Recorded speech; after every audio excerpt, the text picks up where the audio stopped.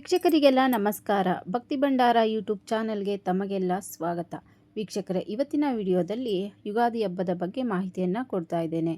ಯುಗಾದಿ ಅಂದರೆ ಎಲ್ರಿಗೂ ಗೊತ್ತಿರೋ ಹಾಗೆ ಹಿಂದೂಗಳ ಹೊಸ ವರ್ಷ ಪ್ರಾರಂಭವಾಗುತ್ತೆ. ಯುಗದ ಹಾದಿ ಯುಗಾದಿ. ಯುಗಾದಿ ಅಂದರೆ ಮೊದಲಿಗೆ ನೆನಪಾಗೋದು ಎಣ್ಣೆ ಸ್ನಾನ, ಒಬ್ಬಟ್ಟು, ಬಾಗಿಲಿಗೆ ತೋರಣ ಕಟ್ಟುವುದು, ಪೂಜೆ. ಇದಲ್ಲದೆ ಬೇವು ಬೆಲ್ಲ ತುಂಬಾನೇ ವಿಶೇಷ ಅಂತ ಹೇಳ್ಬೋದು ಯುಗಾದಿ ಹಬ್ಬದಲ್ಲಿ. ಇದನ್ನೆಲ್ಲ ಮಾಡ್ತೀವಿ. ಹಾಗೆ ದೇವಸ್ಥಾನಕ್ಕೆ ಕೂಡ ಹೋಗೋದು, ಹೊಸ ಬಟ್ಟೆಯನ್ನು ಹಾಕ್ಕೊಳ್ಳೋದು, ಹಾಗೆ ಆವತ್ತಿನ ದಿನ ಚಂದ್ರನನ್ನು ದರ್ಶನ ಮಾಡೋದು ತುಂಬ ವಿಶೇಷ ಅಂತಲೇ ಹೇಳ್ಬೋದು.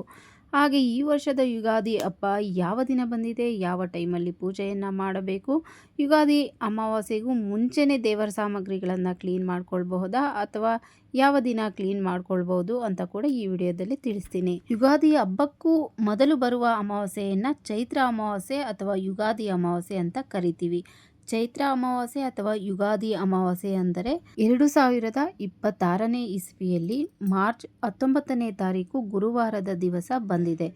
ಇನ್ನು ಅಮಾವಾಸ್ಯೆ ತಿಥಿ ಯಾವಾಗ ಪ್ರಾರಂಭವಾಗಿ ಯಾವಾಗ ಅಂತ್ಯಗೊಳ್ಳುತ್ತೆ ಅಂತ ತಿಳಿದುಕೊಳ್ಳೋದಾದರೆ, ಅಮಾವಾಸ್ಯೆ ತಿಥಿ ಆರಂಭವಾಗೋದು ಮಾರ್ಚ್ 18ನೇ ತಾರೀಕು ಬುಧವಾರ ಬೆಳಗ್ಗೆ 8:25 ಆರಂಭವಾಗಿ ಮಾರ್ಚ್ 19ನೇ ತಾರೀಕು ಗುರುವಾರದ ದಿನ ಬೆಳಗ್ಗೆ 6:52 ಅಂತ್ಯವಾಗುತ್ತದೆ.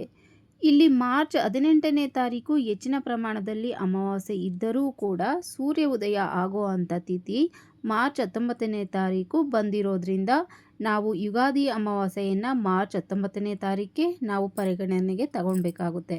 ಆವತ್ತಿನ ದಿನವೇ ಅಮಾವಾಸ್ಯೆ ಪೂಜೆಯನ್ನು ಕೂಡ ಮಾಡಬೇಕಾಗುತ್ತೆ. ಅಮಾವಾಸ್ಯೆ ಪೂಜೆಯನ್ನು ಯಾವ ಸಮಯದಲ್ಲಿ ಮಾಡಬೇಕೆಂದರೆ ಗುರುವಾರದ ದಿವಸ ಬೆಳಗ್ಗೆ 6:45 ಒಳಗಡೆ ಪೂಜೆಯನ್ನು ಮುಗಿಸ್ಕೊಂಡ್ರೆ ತುಂಬಾ ಒಳ್ಳೆಯದು. ಆದಷ್ಟು ಇಲ್ಲಾಂದರೆ 7 ಗಂಟೆ ಒಳಗಡೆ ಪೂಜೆ ಮಾಡೋದ್ರಿಂದ ತುಂಬಾ ಒಳ್ಳೆಯದು.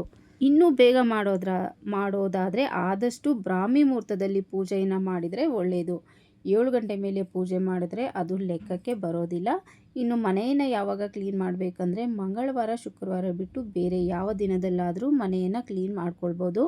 ಇಲ್ಲಿ ಮನೆ ಕ್ಲೀನ್ ಮಾಡೋ ವಿಷಯ ಯಾಕಪ್ಪ ಹೇಳ್ತೀನಿ ಅಂದರೆ, ಯುಗಾದಿ ಹಬ್ಬಕ್ಕೆ ಸಾಮಾನ್ಯವಾಗಿ ಎಲ್ಲ ಡೀಪ್ ಕ್ಲೀನಿಂಗ್ ಆಗ್ತಾ ಇರುತ್ತೆ. ಒಂದೊಂದು ಕಡೆ ಮನೆಗೆ ಸುಣ್ಣ ಬಣ್ಣ ಹೊಡಿಸೋದು, ಪೇಂಟ್ ಮಾಡಿಸೋದು, ಒಂದೊಂದು ಕಡೆ ಒಂದೊಂದು ಥರ ಪದ್ಧತಿ ಇರುತ್ತೆ. ಅದಕ್ಕೆ ಸುಣ್ಣ ಅಥವಾ ಬಣ್ಣ ಅಥವಾ ಪೇಂಟ್ ಏನೇ ಮಾಡಿಸೋದಿದ್ರು ಅಥವಾ ಮನೆ ಡೀಪ್ ಕ್ಲೀನ್ ಮಾಡೋದಿದ್ರು ದಯವಿಟ್ಟು ಮಂಗಳವಾರ, ಶುಕ್ರವಾರ ಹೊರತುಪಡಿಸಿ ಬೇರೆ ಯಾವ ದಿನ ಆದರೂ ನೀವು ಪ್ರಾರಂಭನ ಮಾಡ್ಬೋದು. ಮಂಗಳವಾರ, ಶುಕ್ರವಾರ ಮನೆ ಕ್ಲೀನ್ ಮಾಡೋ ಕೆಲಸವನ್ನು ಪ್ರಾರಂಭ ಮಾಡಬಾರ್ದು. ಆದಷ್ಟು ಹಬ್ಬಕ್ಕೆ ಮುಂಚಿತವಾಗಿ ಶನಿವಾರ, ಭಾನುವಾರ, ಸೋಮವಾರ ಇಂಥ ದಿನಗಳಲ್ಲಿ ಮನೆಯನ್ನು ಡೀಪ್ ಕ್ಲೀನ್ ಮಾಡ್ಕೊಳ್ಬೋದು.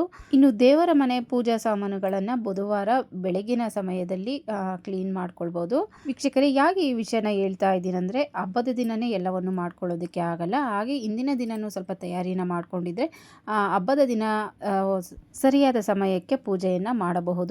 ಯಾವ ಸಮಯಕ್ಕೆ ಯಾವ ಕೆಲಸನ ಆಗಬೇಕೋ ಅದೆಲ್ಲ ಸಂಪೂರ್ಣವಾಗಿ ಹಬ್ಬದ ದಿನ ಮುಗಿಯುತ್ತೆ ಅನ್ನೋ ಕಾರಣಕ್ಕೋಸ್ಕರ ಈ ವಿಷಯನ ಹೇಳ್ತಾ ಇದ್ದೀನಿ. ವೀಕ್ಷಕರೇ, ಇಷ್ಟೇ ಯುಗಾದಿ ಹಬ್ಬದ ಮಾಹಿತಿ.